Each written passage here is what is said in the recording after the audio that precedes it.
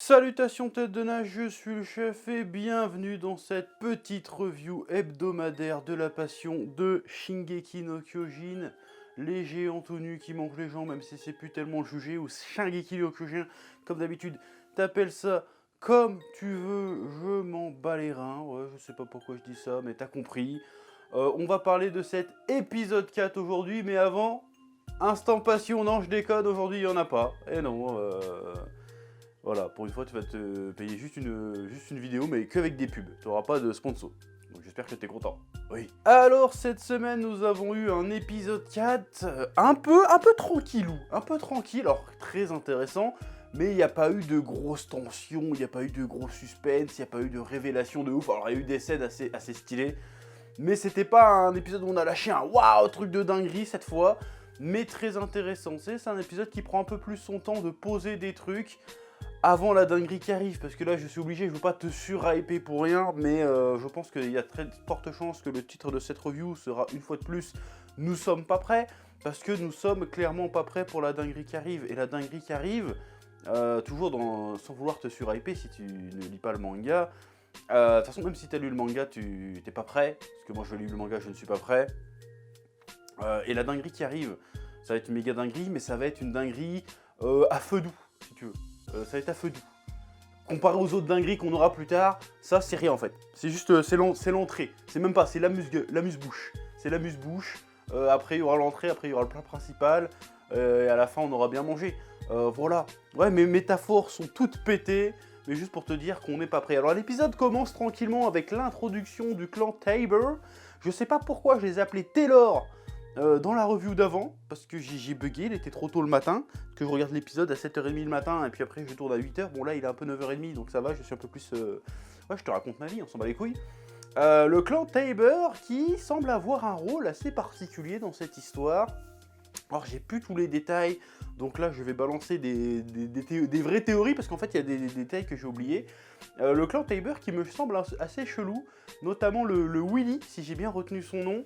Alors si j'ai bien compris, le clan Tabor, ce sont les descendants de Hélos, le soi-disant héros qui aura terrassé le démon de la Terre. Donc si j'ai bien compris, ce serait un porteur de titan primordial, pardon.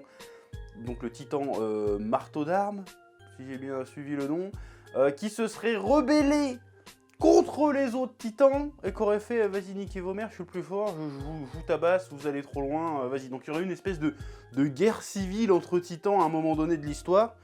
J'avais complètement oublié cet aspect-là. Cette partie-là de l'histoire, j'avais complètement zappé. Même le clan Tabor, je les appelais Taylor tellement je les avais zappés. Donc je trouve ça intéressant le fait que finalement ils doivent leur suprématie, si on peut appeler ça comme ça, leur pouvoir à une traîtrise finalement. Qui doivent donc leur place dans la société à une traîtrise, et c'est une double traîtrise parce que finalement ils ont trahi les Eldiens de l'île du paradis, mais ils ont aussi trahi les Eldiens qui vivent à Mar, qui vivent dans les camps Mar finalement, qui se sont extirpés de leurs conditions en mode vas-y, en fait on domine, on dirige la société Mar finalement. Mais pour maintenir un semblant de cohésion sociale, eh ben, on trahit les nôtres, c'est-à-dire on laisse les nôtres se faire traiter comme de la merde, c'est pas grave, c'est dans le plan. Il y a un côté super cynique, il y a un côté super, j'ai envie de dire fataliste, mais je suis pas sûr que ça soit le mot qu'il faut, tu sais, parce que des fois j'emploie des mots, mais je suis pas sûr de comprendre en fait, je suis pas vraiment cultivé en vérité. Il y a un petit côté bâtard, un petit côté ouais, on en profite, et j'ai l'impression que le Willy, encore une fois, j'espère ne pas spoiler sans faire exprès, j'ai l'impression qu'en fait, il est dans le coup, mais sans être dans le coup, tu vois ce que je veux dire? J'ai presque l'impression que quand il est face à Magat, il est en mode je te fais croire que je vais te donner ce que tu veux, mais en fait, je vais t'en glisser une, en fait. J'ai l'impression qu'il est comme ça. J'ai l'impression il le dit lui-même, il a un poids super lourd sur les épaules, et il a envie de s'en décharger, mais il peut pas, ils sont à un tournant de l'histoire, il faut qu'il aille au bout, parce que c'est son rôle. Mais il veut dire quoi par là? Est-ce qu'il parle en phrase de double sens, genre en fait, je vais vous niquer, ou finalement je me résous à niquer mon peuple? C'est ça que je comprends pas. Je trouve le personnage assez ambigu, et je trouve ça assez intéressant. Oui. Pareil, je trouve que le capitaine Magat, bon pourquoi il est que capitaine? Parce qu'il a l'air d'avoir un rôle assez prépondérant dans l'armée, donc je trouve ça c'est bizarre qu'il soit que capitaine, mais bref, j'aime bien le capitaine Magat qui est finalement quand tu regardes, quand tu écoutes un peu son discours, c'est un peu un vieux réac si tu veux, dans le sens où il dit oh, une bonne guerre ça leur fera du bien, parce qu'il trouve que son peuple se ramollit, que sa nation perd en puissance et en prestige. Pas seulement d'un point de vue militaire, mais aussi d'un point de vue le peuple, en fait, il sait plus ce que c'est la guerre, parce qu'en fait, ils envoient les Eldiens se faire charcuter à leur place. Et il fait oui, non, en fait, il faudrait que on refasse une conscription, comme ça tout le monde va voir c'est quoi l'Empire Noir, je veux dire. Ça implique quoi la nation, voilà, il veut revenir un petit peu à un élan patriotique vraiment nationaliste même peut-être, à l'ancienne.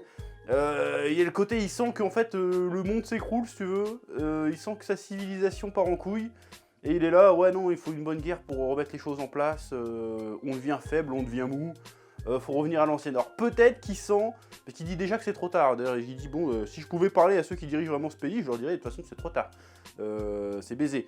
En fait, les mecs comme moi, si tu veux, ne vont plus régner. Donc j'aime bien ce côté qui sentent la fin arriver, genre on va plus régner, c'est fini, l'âge d'or est passé, il va être temps de payer la facture. J'aime bien cette idée-là, surtout quand tu vois la suite, encore une fois sans spoiler, parce que je me souviens des grandes lignes, hein. Quand tu vois la suite, ça fait totalement sens. Tu te dis en fait le gars, c'est leur dernier baroud d'honneur, leur dernier frémissement avant la chute. Et c'est plutôt bien vu, c'est plutôt bien fait, ça me fait beaucoup penser à des problématiques assez actuelles finalement dans notre société d'aujourd'hui, et c'est plutôt très intelligent, très subtil, très pertinent. Oui. Ensuite nous avons la scène qui passe très vite, qui peut paraître anodine mais que j'ai trouvé intéressante, c'est la scène où Reiner il est dans la salle de briefing plus ou moins avec les stratèges de l'armée Mar, et il leur dit oui alors si vous voulez sur Paradis, alors il y a le nord, c'est tranquille, mais le meilleur point d'accès en réalité il est au sud, mais le problème c'est que si vous allez au sud, ils vont certainement se faire niquer, parce que tous les bateaux de reconnaissance qu'on a envoyés au sud, ils sont jamais revenus. Et là tu fais bah du coup on attaque par le nord ou par le sud, il fait bah non mais moi vous faites ce que vous voulez, mais moi je vous donne juste l'info, les infos que j'ai, il fait non mais vas-y casse-toi l'Eldien, en fait tu sers à rien. Voilà, on est encore dans ce délire si tu veux. Les mecs, un peu comme Magat, les mecs ils veulent pas que ça change, ils veulent pas écouter les Eldiens alors que le gars il a passé 4 ou 5 ans sur l'île, donc il sait comment ça se passe, donc il a une véritable expérience du terrain, et le Eldien qui a jamais sorti les culs de son bureau, il lui dit, le Mar pardon, qui a jamais sorti le cul de son bureau, lui fait non mais vas-y ta gueule en fait tu nous sers à rien, nous on sait, on est des Mars, on est des vrais stratèges, t'inquiète pas on va trouver une carabistouille pour reprendre l'île du paradis, tu sers à rien en fait. Et là, je trouve que ça illustre parfaitement ce que disait Magat, c'est que les mecs, ils ont plus conscience du terrain, ils se rendent même pas compte qu'ils sont en plein déclin et qu'il faudrait écouter peut-être des nouvelles choses. Et il fait non, parce qu'en fait, ils sont aveuglés, ils pourront pas évoluer parce qu'ils sont aveuglés par leur haine et leur mépris envers les Eldiens, alors que les Eldiens, finalement, sont leur principale solution. C'est ça le paradoxe que je trouve intéressant, c'est qu'ils devraient écouter Reiner, en fait. Et il fait non, mais vas-y, tu sers à rien, bouge. Donc je trouve ça intéressant, le côté le monde qui veut pas évoluer, parce que s'il devrait évoluer, eh ben, il devrait reconnaître qu'il s'est foiré quelque part, si tu veux. Alors Magat, il fait le constat qu'ils sont foirés quelque part, mais il met pas ça sur le dos des Eldiens, il met ça sur le dos de son peuple. Alors que le reste de son peuple font non mais c'est de la faute des Eldiens en fait. Parce que c'est des cons. Je trouve ça intéressant. Je sais pas si tu comprends ce que je veux dire, parce que je me rends compte en entendant parler que c'est peut-être un peu confus. Mais ma pensée est complexe, parce que je suis un génie. Voilà. La grande scène intéressante vraiment qui m'a un peu sorti de mon siège dans cet épisode, c'était la scène où Eren Kruger... Alors il y a plein de gens qui n'avaient pas compris que c'était Eren, alors moi j'étais persuadé que tout le monde avait capté, parce qu'en fait il a la même gueule qu'Eren. En fait, je veux dire, à partir du moment où tu vois son œil, tu as compris que c'était lui. Je veux dire, il n'y en a pas 36 des personnages qui ont cette gueule-là. Même si tu leur ajoutes un petit bouc et des cheveux longs, tu reconnais Eren normalement. Donc il y a plein de gens qui m'ont envoyé des messages genre « Oh, tu m'as spoilé que c'était Eren Bon, pour le coup, il n'y avait pas besoin d'avoir un Sharingan pour capter que c'était Eren. Hein. Je veux dire, ça se voyait. Et comme vous voyez un peu Twitter, tout le monde avait grillé que c'était plus ou moins Eren. Bah, je pensais pas avoir spoilé les gens, donc désolé, mais au bout d'un moment, faut se réveiller, quoi. Faut dire, faut faire un peu preuve d'attention. Ça se voit que c'est Eren, si t'as pas vu que c'était Eren, je suis désolé, faut peut-être se poser... C'est peut-être toi qui dois te remettre en question si t'avais pas compris. Si t'avais pas ne serait-ce que reconnu, je veux dire, ça se voit que c'est lui. Enfin bref, alors dans le manga c'était plus subtil que ça, parce que dans le manga, il me semble, parce que ça date de 2-3 ans, encore une fois, il me semble qu'on voyait vraiment pas son visage de bout en bout. Il me semble, on voyait juste son nez, sa bouche, mais on voyait pas son regard. Et à partir du moment où il est révélé, tu vois son regard, tu fais putain mais effectivement c'est Eren, putain. Tu vois ce que je veux dire? Et là en plus on avait vu sa gueule à l'épisode d'avant, donc à partir de là je me suis dit bon ça va, c'est grillé, tout le monde a bien compris que c'était Eren. D'ailleurs je pense que ça a été fait comme ça pour qu'on comprenne direct que c'est Eren sans qu'il se révèle à Reiner, pour que la scène de laquelle je veux te parler là tout de suite fasse sens quand les spectateurs la verront tout de suite. Donc c'est Eren, il est sur son banc, il vient de parler à Falco, il lui envoie vas-y poste mes lettres, bâtard, machin du chouette. Et là il y a un vieux qui arrive et il fait bonjour, je suis le docteur Jäger. Et là tu fais oh putain, mais ça veut dire que c'est le grand-père d'Eren en fait. Et aussi de Sig finalement. Et du coup les deux sont en train de parler, il lui fait oui, au début le vieux il est vachement sérieux, il fait oui vous devriez arrêter d'utiliser Falco pour vos commissions parce que s'il se fait pincer, il pourrait perdre tous les privilèges pour lesquels sa famille s'est battue depuis tant d'années, voilà, pourrait avoir arrêté avant d'avoir trop de regrets, de plus pouvoir revenir en arrière, de vivre avec des remords. Et Eren il lui sort ah ouais vous savez de quoi vous parlez? Parce que Eren, il sait qui c'est. Et il fait, ouais, vous savez de quoi vous parlez. Et là, le vieux commence à faire, oui, mon fils, il s'est sauvé avec ma fille, elle s'est fait bouffer par les chiens, il a des flashbacks du Vietnam et il se met à hurler. Et là, tu te rends compte, c'est là que j'ai trouvé ça génial, que le mec, c'était pas du tout un médecin, le médecin, c'est un patient. Ça, je trouve c'est trop fort. Ça, c'est trop fort. Bon, c'est un truc un peu classique qu'on voit souvent dans les scènes qui se passent dans les hôpitaux psychiatriques, dans la fiction en général. Je vais pas spoiler certains films, sinon on va faire... tu spoil encore des trucs. C'est un truc qu'on voit assez souvent finalement, mais là je m'y attendais pas, j'étais tellement plongé dans le dialogue, je me suis dit putain il rencontre son grand-père il sait même pas que c'est lui, nanana. Alors qu'Eren savait forcément qui c'était, et l'autre il devient fou, en fait tu te rends compte que depuis le début, le gars est interné ici. Le gars est interné ici et il raconte ses regrets, oui j'ai forcé mon fils à devenir médecin, nanana. Et j'ai trouvé cette confrontation intéressante, parce que, tu sais, je te parlais du côté cycle dans l'épisode d'avant, et là, on est un peu aussi dans ce délire-là. Si tu veux, t'as le père d'Eren, c'est le mec qui a pas accepté la situation et qui a voulu se libérer en faisant certains choix, comme on l'a vu à la fin de la saison 3. Et là, t'as Eren qui rencontre un peu ce qu'il aurait pu devenir ou ce que son père aurait pu être s'il n'avait pas fait ce choix de la liberté, qui avait choisi de se soumettre. Et le père, le grand-père d'Eren, a choisi clairement de se soumettre, si tu veux. Et il a essayé de transmettre sa soumission à ses enfants. Et ça a pas marché. Et du coup, le mec regrette presque plus de s'être soumis, en tout cas c'est comme ça que je l'interprète, il regrette presque plus de s'être soumis que ses enfants se soient rebellés. Tu vois ce que je veux dire? Et du coup, t'as l'exemple que Eren aurait pu prendre, genre oui, j'aurais encore plus regretté de rien faire. Parce que ne rien faire, ça veut dire que arrivé à 60 balais, je sais pas quel âge il a le grand-père, je vais devenir fou de tous les choix que j'ai pas fait, en fait.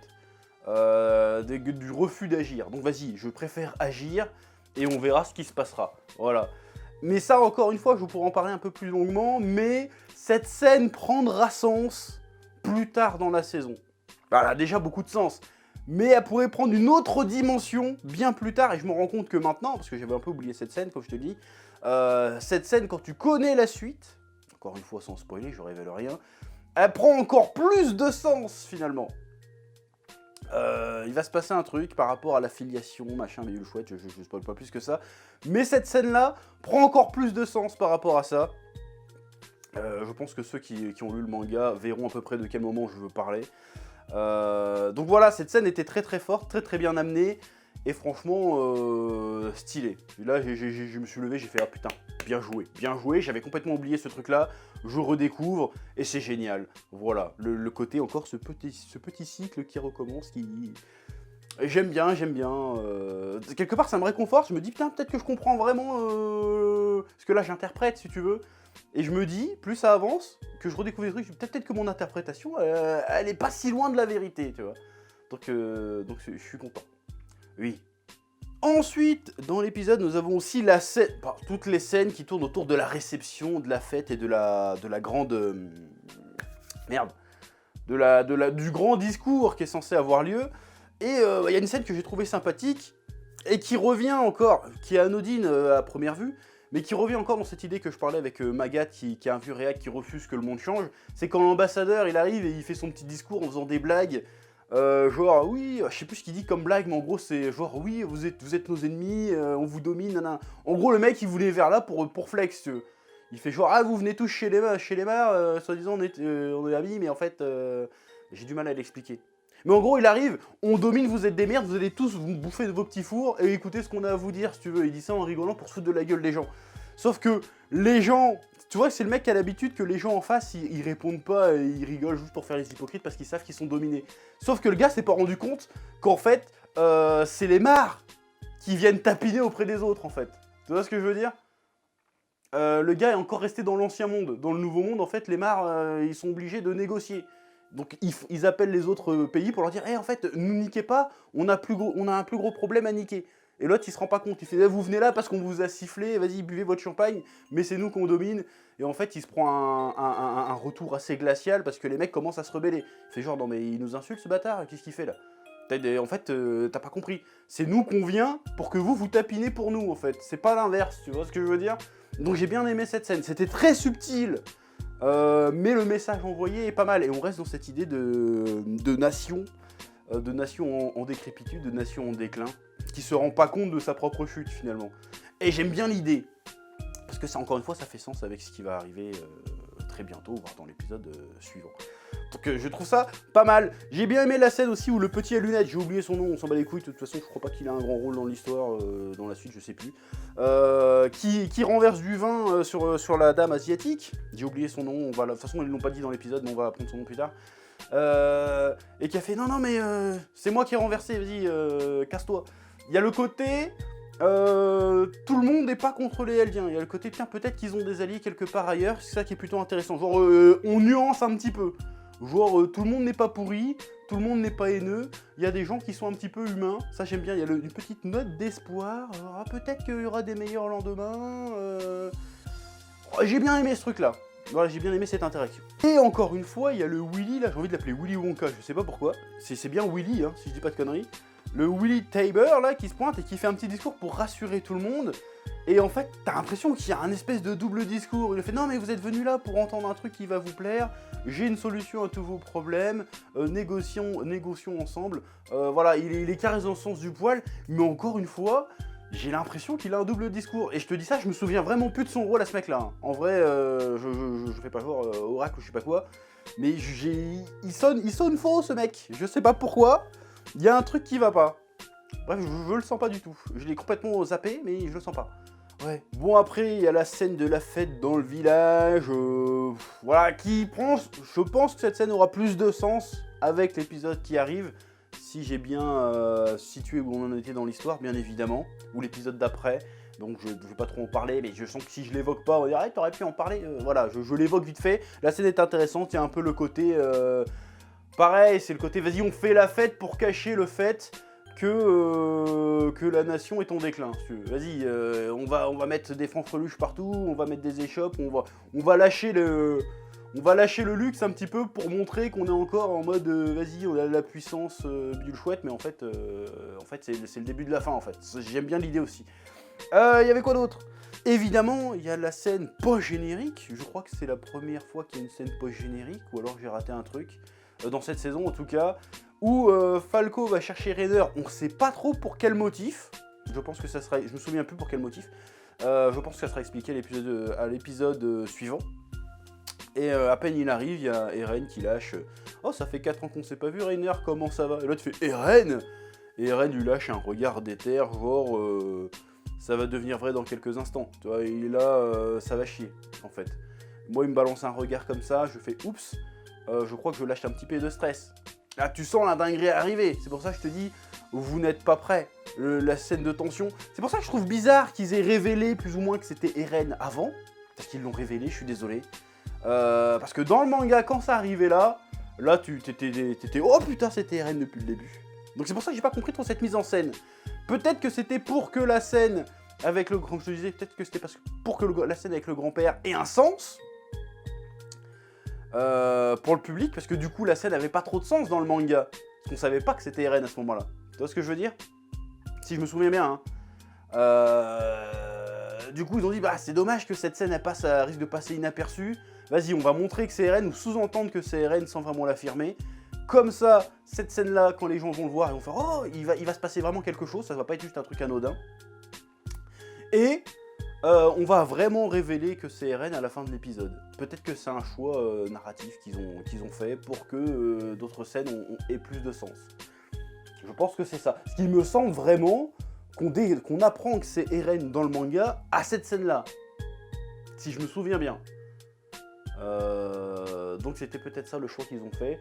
Choix que certains trouveront peut-être discutable, mais que moi je trouve plutôt intéressant. Voilà, ça aurait été dommage d'arriver à la fin de l'épisode et se dire oh putain mais en fait il parlait à son grand-père, tu vois. On serait passé à côté du propos, tu vois ce que je veux dire? Je pense. Avec le parallèle entre Eren, son grand-père et son père, que j'essaie de t'expliquer tout à l'heure. Après c'est mon analyse, si ça se trouve je dis des conneries, c'est possible aussi. Bon ça m'étonnerait, parce que comme je te l'ai dit, je suis un génie indépassable. Je sais pas pourquoi je me vante comme ça, je sais pas, j'ai un problème je pense. Oui. Bref, encore une fois, très bon épisode. Autre info qui est sortie. Apparemment, il n'y aura pas d'épisode la semaine prochaine parce que, si j'ai bien compris, parce que j'ai regardé et j'ai eu l'info vite fait, des petits échos comme ça, ce serait parce que en fait ils veulent bien le peaufiner, ou alors c'est peut-être parce que peut-être parce qu'il y a une fête de fin d'année ou une connerie, je ne sais pas. Mais en tout cas, l'épisode est décalé d'une semaine. Donc c'est à dire que la semaine prochaine il n'y aura pas de review, je sais pas, il n'y aura peut-être même pas de vidéo du coup, je sais pas trop. J'espère que c'est pour le peaufiner, parce que si c'est vraiment pour le peaufiner, ça veut dire que la dinguerie va arriver, la dinguerie monumentale va arriver, et encore une fois cette dinguerie, non seulement on va avoir un écho, on va revenir sur cette idée de cycle, sans te spoiler, de toute façon je le détaillerai quand l'épisode sera sorti, on va revenir sur cette idée de cycle, qui va indiquer que je dis pas que de la merde je pense, et ça va être génial. C'est-à-dire, on n'est pas prêt, ça va être un changement de paradigme majeur dans l'univers de Shingeki no Kyojin.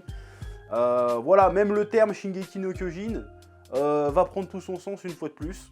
C'est absolument, ça va être grandiose, ça va être génial. J'espère qu'ils vont pas se foirer là-dessus, j'espère que ça sera pas trop ambiance CGI, même si bon, à mon avis on va pas y couper, même si c'est pas trop mal, même si c'est pas trop mal fait. Voilà, donc je le répète, nous sommes pas prêts. Nous sommes clairement pas prêts, même ceux qui ont lu le manga, nous ne sommes pas prêts. Ça va être incroyable.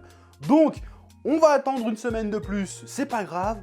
Tant qu'on est bien ralasse, j'ai envie de te dire, à l'épisode d'après, à la semaine d'après, parce que ça va être une dinguerie. Je pense que ça va... Voilà, tu vas avoir Shingeki no Kyojin en tendance et tout, les gens vont faire « Oh, quel épisode de malade, oh, c'est incroyable !» Voilà. Bref, cet épisode était très très bien.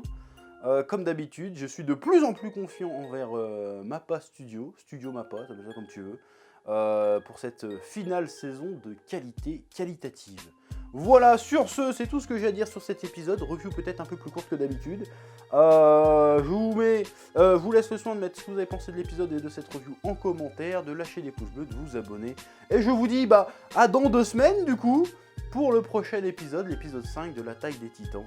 Et je vous dis à bientôt, que la passion vous guide. Ouais. Eh oh, tu vas pas te barrer comme ça, hein? Tu vas laisser un pouce bleu? Un petit pouce bleu, hein? Puis tu regardes aussi les autres vidéos? Parce que voilà, tu t'abonnes? Ouais?